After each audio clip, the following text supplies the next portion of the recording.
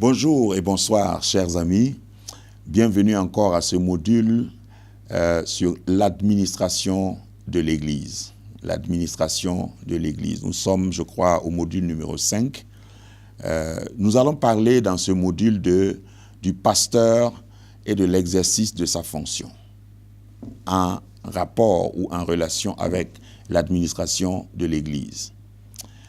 Alors, il faut savoir que dans les principes de Dieu, Dieu cherche toujours un homme pour administrer sa création. Depuis le jardin d'Éden, Genèse 2,15, Dieu a confié la gestion du jardin à l'homme. L'Éternel Dieu planta un jardin, nous savons ça, et il prit l'homme et le plaça dans le jardin qu'il a planté pour le cultiver et le garder. Voilà le premier administrateur. Le premier homme a été un administrateur. Et jusqu'aujourd'hui, le principe, nous le voyons à travers l'histoire, à travers la parole de Dieu qui se dégage, ce principe se dégage. L'Église doit être Dieu crée, Dieu bâtit, Jésus bâtit, s'il vous plaît. Jésus bâtit son Église et les portes de séjour des morts ne prévaudront point contre elle. Jésus bâtit, mais il cherche un homme, un berger, un administrateur pour conduire, pour diriger, pour leader son Église. Donc, il nous faut d'abord considérer la notion biblique de la personnalité corporative. Dieu, dans tous les domaines et dans une situation donnée, sait toujours choisir un homme qui prend le devant des affaires en entraînant les autres avec lui. Lorsque Dieu a une idée, un plan, une destinée pour une communauté, pour une famille, pour un pays, etc., il va utiliser un homme. Il va passer par un homme. Ça, c'est un principe. Et il y a des gens qui croient que si Dieu a parlé, on doit aller en désordre pour exécuter. Non, Dieu confie toujours, délègue toujours le pouvoir. Et c'est un principe établi. Alors, j'enseigne souvent sur le discipulat en disant simplement que le discipulat repose sur l'obéissance. Tu ne peux pas être disciple si tu es désobéissant. Discipulat implique discipline. Quand on parle de discipline, ça veut dire qu'il y a quelqu'un qui a donné de l'ordre, il y a un ordre qui existe et on se discipline pour obéir à cet ordre. En dehors de ça, on ne peut pas parler de discipulat. Donc Dieu, qui est ordonné, je l'ai dit plus haut, un Dieu d'ordre, de principe, lorsqu'il veut, ouvrir une église quelque part, je parle sur le plan local, il va inspirer quelqu'un. Il va donner le fardeau, la vision à un individu. Remarquez que j'ai dit un individu. Il n'est pas parfait. Si vous prenez tout individu, si vous prenez n'importe quel pasteur et vous le passez au scanner pour analyser, vous allez trouver que c'est un homme, tout simplement. C'est un homme avec ses faiblesses. Mais un homme régénéré, ça c'est très important. À la base, il est régénéré. C'est-à-dire qu'il ne vit pas dans le péché, il ne commet pas le péché par programmation. Il a vaincu le péché, même s'il n'est pas parfait. Et Dieu le choisit, Dieu lui confie une mission, et maintenant, c'est lui qui dirige le reste du peuple.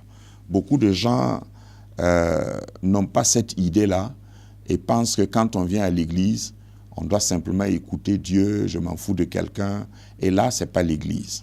Donc, j'ai voulu que dans ce commentaire, on comprenne bien le principe dont nous parlons. Dieu cherche toujours un homme pour administrer son Église. Dieu cherche un meneur d'hommes. Il a dit au premier disciple qu'il a choisi, « Suivez-moi et je vous ferai pêcheurs d'hommes ». Il s'agit ici des hommes. Donc, s'il n'y a pas de meneur d'hommes, les choses vont piétiner. Les choses vont stagner. Les choses ne pourront pas aller comme il se doit dans l'ordre. Il y aura du désordre. Donc cette réalité se dégage tout le long de l'histoire du salut. Plusieurs passages bibliques font état de cela, comme je disais tout à l'heure. Mais pour que tout le monde, que tout cela soit possible parmi les hommes et en même temps agréable à Dieu, Dieu s'est d'abord choisi le Saint des Saints, Jésus-Christ. Lorsque nous venons dans le Nouveau Testament, il a choisi la personne la plus parfaite ou la parfaite personne qui est Jésus-Christ lui-même. Donc les principes du choix et de l'approche, du ministère pastoral reposent sur Jésus, le divin berger, le berger parfait. Donc, car c'est lui, le Père, que Dieu lui-même a marqué de son sceau. C'est Jésus que Dieu lui-même, le Père, a marqué de son sceau, selon Jean chapitre 6, verset 27. C'est de lui qu'il avait été question dans la prophétie d'Ézéchiel, lorsque Dieu dit « J'établirai sur elle un seul berger, sur le peuple un seul berger qui fera paître son troupeau. » Ézéchiel 34, verset 23. Donc, le souverain berger, le parfait berger, le berger exemple, le berger modèle, c'est Jésus. Tout cela pour obéir aux principes que j'ai définis. Dieu, quand il a une vision, il choisit un homme et c'est cet homme qui conduit le reste des hommes dans la vision. Si nous évoluons, nous pouvons voir certaines inclinaisons de la fonction du pasteur sur le plan ou en relation avec l'administration de l'Église. Le pasteur, qui est-il? Le pasteur, du mot grec poiméné, l'expression signifie au sens propre paître, poiméné, paître, comme paître un troupeau. Par extension, celui qui conduit, dirige, d'où un chef. Voilà, si on continue, il est aussi un chef, puisqu'il conduit et il dirige. Dans l'Ancien Testament, on désignait par ce terme les principaux dirigeants du pays, les rois, les sacrificateurs et les prophètes. Vous savez que dans l'Ancien Testament, dans le peuple d'Israël, c'était les trois niveaux de leadership: roi, sacrificateur et prophète. Roi, sacrificateur et prophète. Alors, le Nouveau Testament nous appelle, nous, de la nouvelle alliance des sacerdoces royal. Nous sommes un sacerdoce royal. Cela ne doit pas nous pousser à l'autodirection, c'est-à-dire il y a des gens qui refusent d'avoir ou de se soumettre à un pasteur. Même les pasteurs doivent se soumettre à des pasteurs. Nous devons être redevables à quelqu'un. Bon, mais ça c'est un autre cours, un autre enseignement. Dans l'Ancien Testament, on désignait par ce terme les principaux dirigeants, je disais tout à l'heure, les dirigeants du peuple d'Israël, le roi, le sacrificateur et le prophète. Le Nouveau Testament, dans le Nouveau Testament, le titre de pasteur est implicite dans plusieurs passages et employé explicitement dans 4 passages que je vous donne. Éphésiens chapitre 4, verset 11, lorsqu'il parle des 5 ministères, Hébreux 13, 20, 1 Pierre 2, 25 et 1 Pierre 5, 4. Le pasteur tient son autorité de Jésus-Christ, son maître. Cette autorité dépend rigoureusement de 4 évidences, qui sont: la première évidence, c'est l'humilité. Et plus il se consacre à Dieu, plus son autorité s'accroît. 2 Chroniques, chapitre 17, verset 3 à 6. Les évidences du ministère pastoral.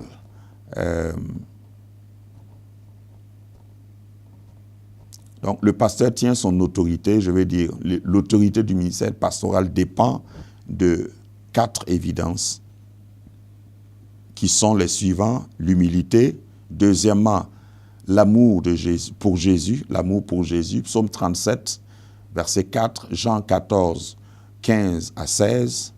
Troisièmement, de son effacement devant Jésus, c'est-à-dire laisser Jésus apparaître et ne pas apparaître à la place de Jésus, c'est-à-dire ne pas prendre la place de Jésus. Nous sommes témoins de Jésus, nous ne sommes pas remplaçants de Jésus. Donc, l'effacement devant Jésus, Jean chapitre 3, verset 30. Jean 3, 30. Lorsque Jean-Baptiste, si vous vous rappelez, parlait de Jésus, il voulait que Jésus croisse et que lui, il diminue. Quatrième aspect sur lequel repose l'autorité du pasteur, c'est l'appel de Jésus. Il faut que le pasteur soit appelé. Je n'ai pas mis ça en haut, mais c'est pour vous dire que ces 4 principes sur lesquels doivent reposer l'autorité du pasteur sont incontestables. Il n'est pas question de négocier ou de vouloir remplacer. L'ancienneté ne te fait pas prendre la place de Jésus, par exemple, parce que tu as servi Dieu, tu es pasteur depuis des années, même si tu es pasteur depuis un siècle, tu ne remplaces pas Jésus. Tu témoignes de Jésus. Tu dois avoir comme aspiration de diminuer pour que lui croisse. Mais ces pensées se découlent des passages suivants, ce que je viens de dire. Jean chapitre 3, verset 30, 2 Corinthiens 4, 5. C'est en tant que tel que le pasteur est le principal animateur des activités de la vie de l'Église locale. La fonction spirituelle du pasteur implique 4 responsabilités envers le troupeau de Dieu. Nous allons voir ces 4 responsabilités. Donc, l'autorité repose sur 4 attitudes, 4 qualités, ou si vous voulez, 4 dispositions, qui est l'humilité, l'amour pour Jésus, l'effacement devant Jésus et l'appel de Jésus. Maintenant, le pastorat, en tant que pasteur principal, la fonction spirituelle du pasteur repose et implique 4 responsabilités qui sont: premièrement, le pasteur est un conducteur du troupeau. Donc, le pasteur est un conducteur du troupeau. Il a la responsabilité de conduire en marchant devant lui pour empêcher qu'il s'égare. C'est un conducteur modèle, un conducteur exemple, un leader par l'exemple. Ici, l'image du berger qui est avec la houlette, avec la houlette à la main, doit guider son troupeau. Et l'image que nous avons dans le psaume 23 est une image pleine d'enseignements. Parce que ça parle de la responsabilité et ça parle aussi de l'exemplarité. Donc, les anciens ou pasteurs conducteurs ont la responsabilité de guider le peuple de Dieu. Ce peuple est délivré de la puissance des ténèbres pour être transformé dans le royaume de son Fils bien-aimé, selon Colossiens chapitre 1, verset 13. Cela étant, le peuple de Dieu connaît désormais une nouvelle existence, une nouvelle identité. Il est engagé dans une nouvelle voie, celle de la vérité révélée. Ce n'est pas une vérité fabriquée, une vérité acquise, mais une vérité révélée. Souvent, la vérité révélée, oui, souvent encore mal comprise par les fidèles. Beaucoup de fidèles sont dans le troupeau, mais ils n'appréhendent pas, ne comprennent pas le concept de vérité révélée. Donc, il appartient naturellement aux bergers de progressivement, de pédagogiquement les amener à cette compréhension. Les 12 eux-mêmes, avant la venue de l'Esprit Saint, avaient une incapacité spirituelle à comprendre cette nouvelle existence.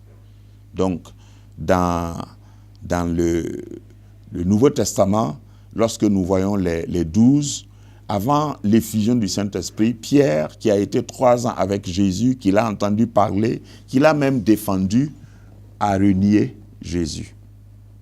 Si nous venons dans Actes des Apôtres, même après la Pentecôte, ceux qui n'ont pas l'Esprit de Dieu, tels que l'eunuque éthiopien, avec toute sa volonté de rechercher, nous voyons qu'il recherchait, il recherchait la vérité, mais tant qu'il n'y a pas eu une connexion avec la source, c'est-à-dire le Saint-Esprit, il ne pouvait pas comprendre.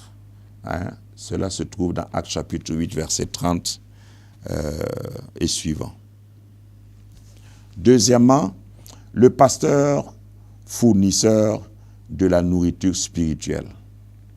Le pasteur est un conducteur, le pasteur est un fournisseur, un pourvoyeur, un administrateur de la nourriture spirituelle. Pourvoir à la nourriture en le mettant au bon pâturage.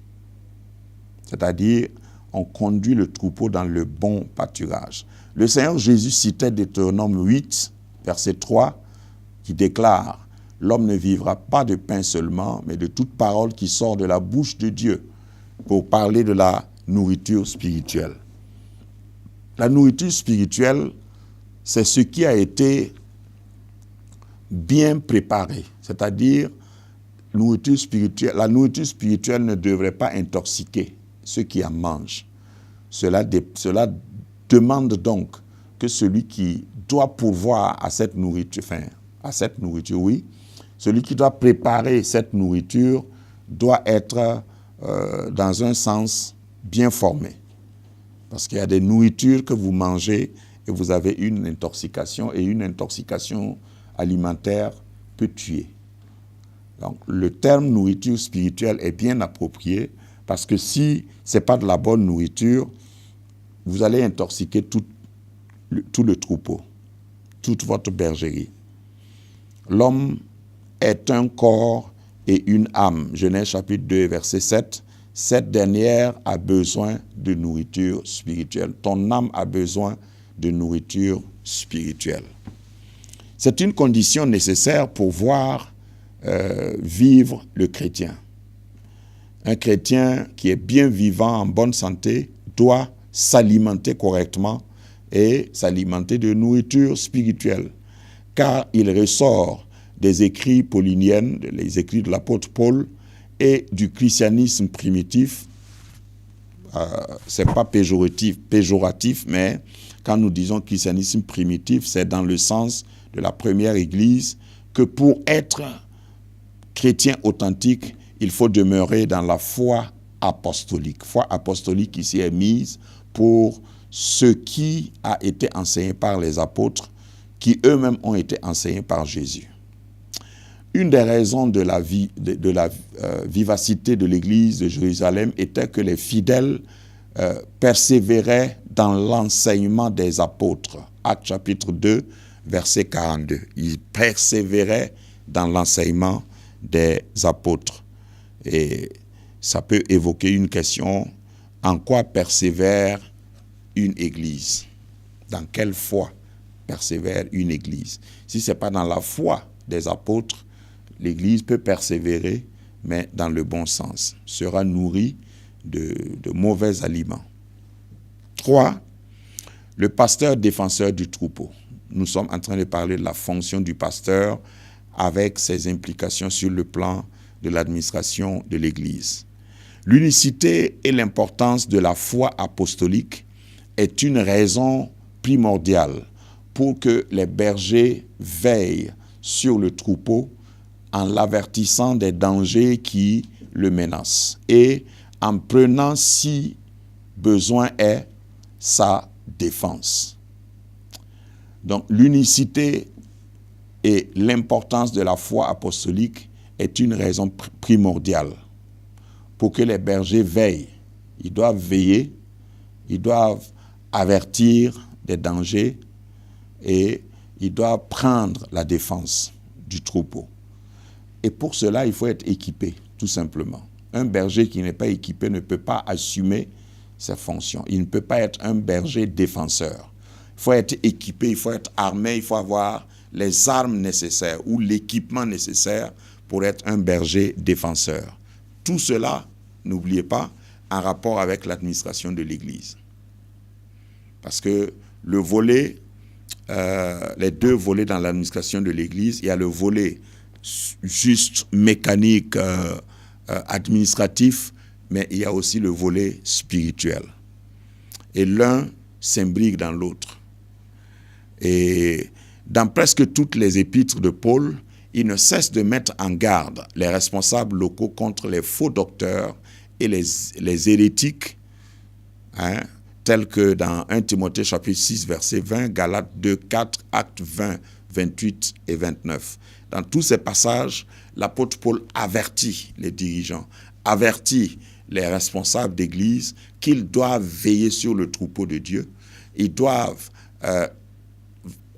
mater, si vous voulez, les faux docteurs, les faux enseignements, parce qu'il faut corriger. Et il arrive, si vous êtes pasteur, que même un invité donne un enseignement qui n'est pas tellement exact. Il appartient au pasteur de revenir là-dessus et de corriger. C'est très, très, très important. Mais si le pasteur lui-même n'est pas équipé, s'il n'a pas d'armes, s'il ne connaît pas la parole, il va sacrifier, j'allais dire, son troupeau aux mains d'un étranger, à l'enseignement d'un étranger.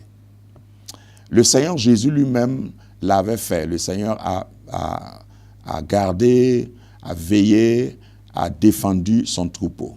À l'égard de ses disciples, il a défendu, selon Matthieu chapitre 7, verset 15, et Matthieu 24, 11 à 24, etc. Les apôtres Pierre et Jean ont également pris soin de faire de telles mises en garde. Ils mettaient en garde les dirigeants contre les faux enseignants, les faux docteurs, les faux prophètes. 2 Pierre chapitre 2, verset 1, 1 Jean 4, 1. Donc, il fallait protéger les communautés naissantes contre un double danger. La séduction des sectes hérétiques, les gnostiques qui existaient à l'époque, et la falsification de la pure doctrine apostolique. Aujourd'hui, à l'ère du numérique, des plateformes, d'Internet, nous avons tellement d'enseignements. Et il faut avoir à l'esprit que ce n'est pas parce que quelqu'un parle bien, quelqu'un articule bien, qu'il est un enseignant de la doctrine apostolique. Il faut faire beaucoup attention. Beaucoup de gens sont dispersés dans leur foi, sont étourdis dans leur foi, simplement parce qu'ils ne savent pas faire la part des choses. Donc, il est important que le berger soit un défenseur. Le pasteur doit être un défenseur et pour cela, il doit être équipé. Et dans cette école, nous l'avons souligné plusieurs fois.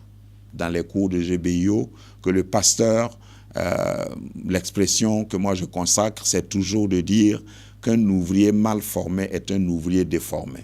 Lorsque vous êtes déformé, vous allez reproduire des disciples déformés. Ils ne seront même pas disciples. Quatrièmement, le pasteur aussi a une sollicitude, c'est-à-dire on demande et il doit répondre ou satisfaire les demandes. Donc, quatrièmement, nous parlons de la sollicitude du pasteur, la sollicitude pastorale.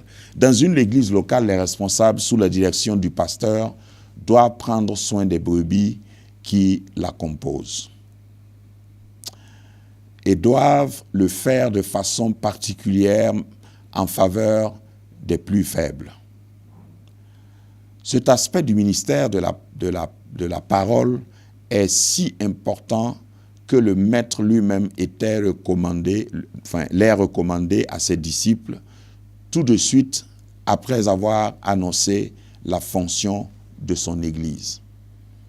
Donc, il faut que le pasteur soit disposé à aider, à répondre aux sollicitudes. Paul a pratiqué cela, et l'ayant pratiqué, il n'a pas manqué de souligner son importance à l'intention des anciens de Milet. Actes chapitre 20, verset 20, vers la fin du verset 20. En un mot, les Saintes Écritures soulignent fortement l'importance que revêt la sollicitude dont chaque membre d'une assemblée, d'une communauté locale doit être l'objet de la part du pasteur. Lorsqu'elle fait défaut, les fidèles souffrent d'une solitude profonde tout en étant au sein d'une communauté. Mais si elle est pratiquée dans l'amour et pour l'amour de celui qui a donné sa vie pour elle, elle porte des fruits salutaires, soit en ramenant un égaré au bercail, Jean chapitre 5, verset 19, soit en aidant les faibles à faire du progrès, Actes chapitre 18, versets 24 et 26. Donc il est important qu'il y ait une disponibilité de cœur et de service pour que chaque membre se sente attiré, sente qu'on prend soin de lui de manière particulière. Que celui qui est égaré puisse revenir, que celui qui est faible soit entouré, et c'est très très important. Paul a pratiqué cela, les autres apôtres aussi l'ont pratiqué. Le cinquième point, toujours sur le rôle du pasteur ou la fonction de pasteur en relation avec l'administration de l'Église. Cinquième point, le temps du ministère, c'est-à-dire le temps qu'on consacre, le temps que le pasteur consacre pour le ministère. Souvent, on entend le terme pasteur à mi-temps, pasteur à plein temps. Et la définition dépend des milieux. Pour moi, il n'y a pas de ministère à mi-temps.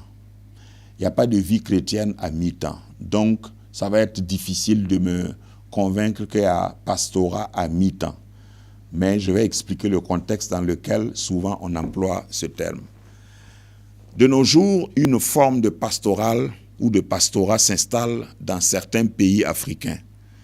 C'est le pastorat à mi-temps, ou même, dans certains cas, à un temps très réduit. En Centrafrique, au Burkina, au Mali, en Côte d'Ivoire, vous pouvez citer pas mal de pays. Le pasteur peut être un fonctionnaire de l'État, infirmier, gendarme, etc., un gardien ou même un paysan. Ainsi, le pasteur burkinabé, par exemple, ou malien, se doit de cultiver son champ à plein temps comme le commun des mortels. Il arrive des cas pareils. On le voit, ces pasteurs n'exercent leur ministère pastoral que les soirs et les dimanches. Alors, dans notre école, dans GBIO, nous avons même un cours sur la double vocation. Double vocation, nous l'avons expliqué comme le fait d'être pleinement engagé dans la vie active et pleinement engagé dans le ministère, et c'est possible.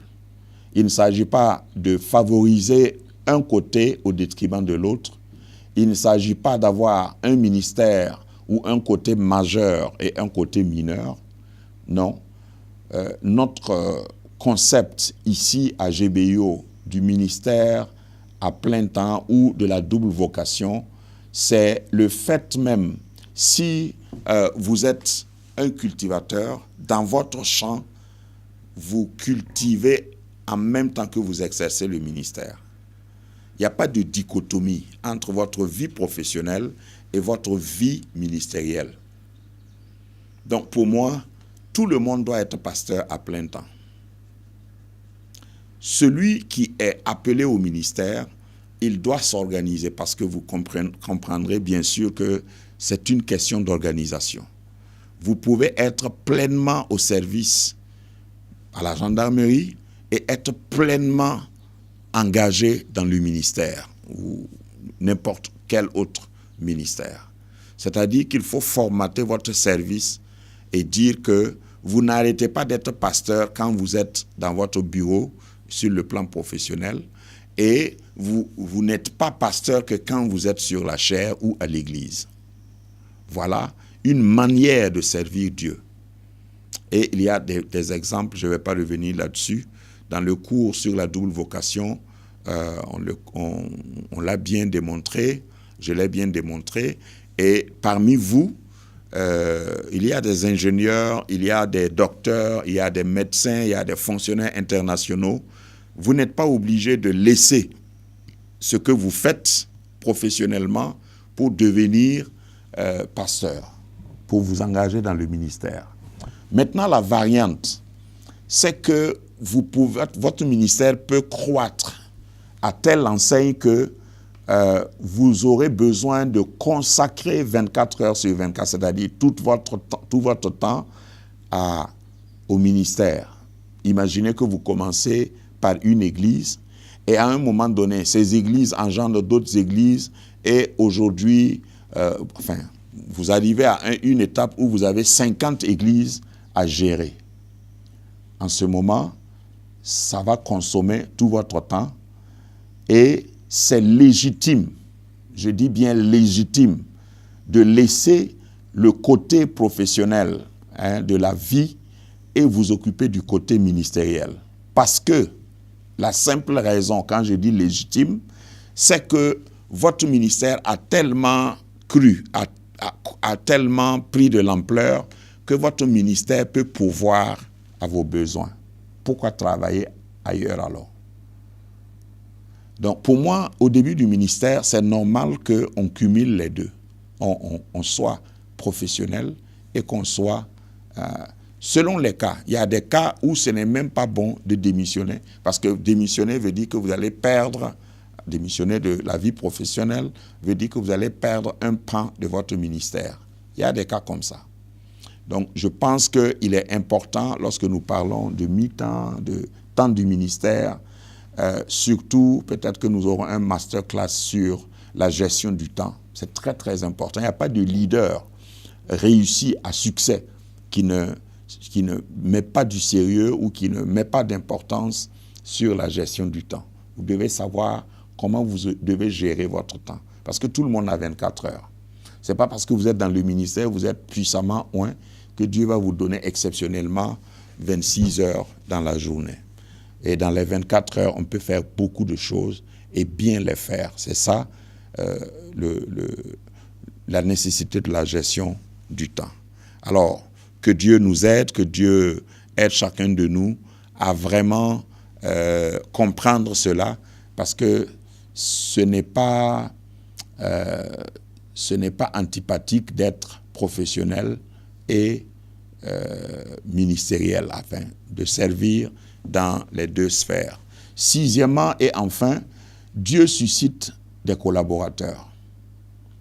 Dans la fonction du pasteur, il y a aussi que il ne faut pas penser que tu peux tout faire et tu dois tout faire. Dieu suscite des collaborateurs. Le pasteur, dans sa paroisse, dans son assemblée locale, n'est pas un serviteur isolé, unique.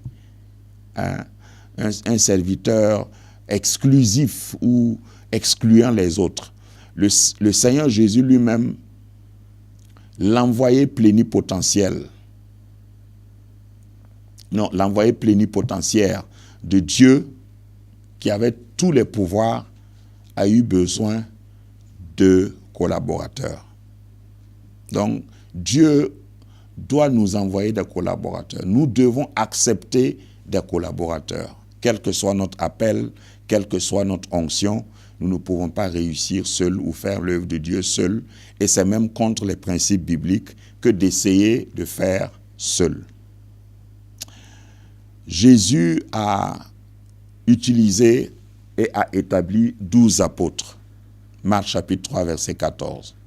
Ainsi, Dieu dans son plan initial du ministère de la parole, met des équipes de travail. Le pasteur doit être conscient de cela et penser, songer et mettre des équipes de travail. En effet, le don de serviteur qu'il a fait à l'Église, selon Éphésiens chapitre 4, il a donné des apôtres, des prophètes, des évangélistes, des pasteurs, des docteurs pour l'édification de l'Église, du corps. Le développement de l'Église a nécessité la présence d'autres serviteurs pour l'aspect matériel du ministère de la parole. Les anciens, les diacres, selon Actes chapitre 6, le pasteur doit savoir donc faire fonctionner tous ces départements et permettre qu'il y ait des collaborateurs. J'espère que c'est quelque chose qui va retenir votre attention pour que vous sachiez qu'on ne peut pas, dans la fonction pastorale, s'isoler. Pour parler de ce dernier cas, de ce 6e point, nous ne pouvons pas nous isoler et puis réussir. Voilà. Nous pouvons commencer seuls, mais tout de suite, il faut commencer. Jésus a commencé seul. Il est parti à son baptême, il n'avait pas de disciples, mais quand il a commencé, et même les 12 disciples n'ont pas été choisis le même jour. Nous ne devons pas penser que nous pouvons réussir en étant seuls. J'espère que cela vous accompagne, ces conseils vous accompagnent dans la définition de la fonction du pasteur selon la parole de Dieu et au regard de l'administration dont il est question de l'Église. Que Dieu vous bénisse jusqu'à la prochaine session, prochain module. Que la grâce de Dieu vous accompagne et vous assiste. Amen.